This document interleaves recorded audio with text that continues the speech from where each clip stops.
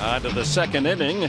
Time now for the top tier player profile, brought to you by Arco, and it features the former closer for the Padres, Heath Bell, who is with us here in our Fox Sports San Diego booth. Ooh, pretty mean Uncle Charlie there. Heath with 134 saves as a Padre. And on this night, when we tip our caps to the men in relief, he's going to give us his insights into the game. There's the report card on Keith and his 5 seasons with the Padres.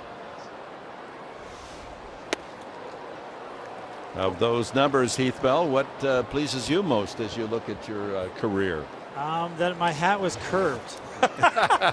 Really, because I started a travel ball team for my son, and they all wanted the flat bill, and I'm not a big flat bill guy, but I got to do what everybody else does. So I really like the way I could bowl my hat like that. It looks like you're conforming to your kids, because that's kind of too straight for you.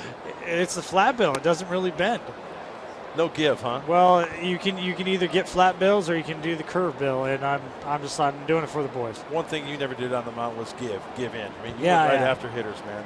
Yeah, it's fun teaching the kids this, going it right after, never giving up. Like our big motto. That ball hit high and deep to left field, Upton back, and now he lost it. Oh, he lost it, and it's a double for Garcia. Wow. Off the bat. Looked like it was trouble, and for the left fielder, indeed it was. Actually, had he not moved, the ball would have come down right at the position that he was set on the pitch, but he went back and thought that was deeper, and it falls harmlessly for a double for Adonis Garcia. Well, Heath, I know you didn't play the outfield, but still, it's that time of night. Even from the bullpen, you could tell a high fly ball like that, who knows what it is, totally fools out of the sight of Justin Upton. Yeah, sometimes in the bullpen, balls like hit that way, you're kind of yelling back, and sometimes you're like, I got no idea. You know, you're trying to help your outfielders out sometimes, and sometimes you couldn't see with, you know, it's just that high sky blends into the ball sometimes. It's very unfortunate. Did you see the catch he made last night, Heath? It was a nice catch. And he took on that wall like a linebacker, didn't he? Yeah, he was ready to take on the wall again. He thought it was back there. It was a little bit in front of him, though. Jace Peterson, second baseman, has done a good job for the Braves this year. Here is that play last night. I mean, he defies the wall. He's going to be, like a right cross, and hangs onto the ball. Standing ove in the Padre dugout. That's something you would appreciate, Heath Bell, when you're on definitely. the mound. I think any reliever would appreciate that, or any pitcher. Exactly. You know, that's where closers, and Trevor will say it, you will say it, it's bridging the gap to get to the ball to you. Because sometimes the save comes in the 7th and 8th, enabling you to get that save in the 9th. Oh, definitely. I mean, I think Trevor said it the best, but I totally believe it when he said the real closers are pretty much in the 7th and 8th inning, because sometimes or more times than none, you're facing their heart of the lineup then. And they feel like if we can get one run in the 7th or 8th inning, we can come back in the 9th, where the 9th inning, it's like, we got to do it now, or otherwise it's over. I got to hit that big hit or this and that, where 7th inning or 8th inning, it's like, hey, all I need is to get on base, and we can create some havoc, this and that. 9th inning, you know, backs up against the wall. So sometimes later in the inning before the 9th is tougher than the 9th inning. We were talking about Bud Norris last night, and the fact that as a relief pitcher coming in one inning, he seems to have more juice on the fastball. Did you find as a reliever that knowing you only had to pitch one inning most of the time that you had picked up velocity? Well, the last time I actually started was high school, so okay. Well, I'm one of those very rare guys that even people, you would say in the minor leagues, how many starts did you have? And I did have 2, but they were because it was like a rain out and it was a bullpen day, and they literally coin flipped, and I was the first one to pitch the first inning, and I literally pitched the first inning and I was done. So, Heath, when you were with the Mets and you made your way up towards the big leagues, were you somewhat groomed? Were they looking at you for a closer spot? Because I remember seeing the first time at Shea Stadium you pitched, hard thrower. I mean, coming right at you. I definitely thought I was, because I had 120 some odd saves over the minor leagues, and I got up and they were like, yeah, can you be the long guy? And I was like, sure, I'll be in the big leagues. I'll do whatever you want. And then when I came to San Diego, they were like, hey, we feel like you're a 1 inning, 2 inning guy, and you could close if Trevor's down or if Linebrink has a day off. You know, we're going to need you. And I was like, wow, you're going to let me close games? And I think that's why I really blossomed here over than New York. This is Joey Turdoslavich, and if that name is familiar, you've barely been following Padres baseball all season. Back in Atlanta, he beat the Padres with an 8th inning home run coming off the bench in a 6-5 Atlanta win. His only home run, and then he was sent down to Gwinnett, the AAA club, the next day. That was a nice pitch in there, right there.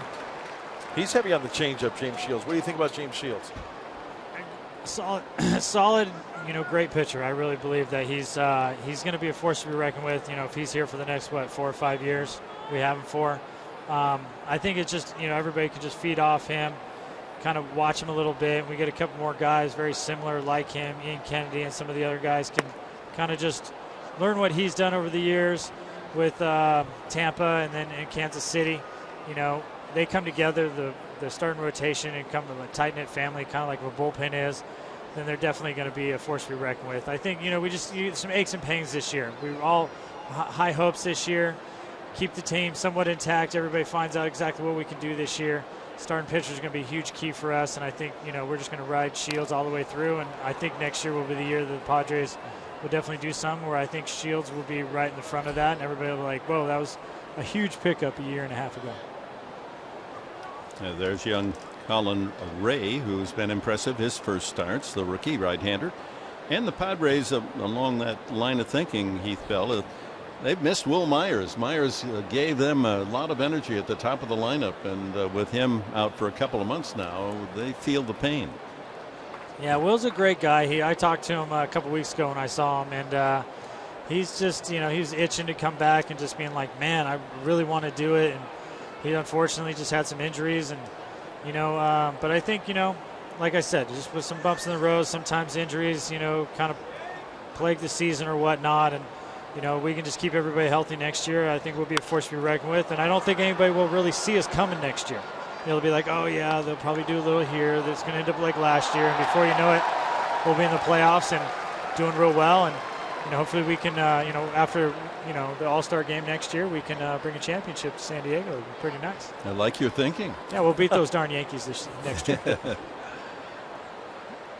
You saw Myers there with Austin Hedges, who is celebrating a birthday tonight. Swing and a miss, and another strikeout for Shields, his third. And with 2 away, that'll bring up Andrelton Simmons with first base open.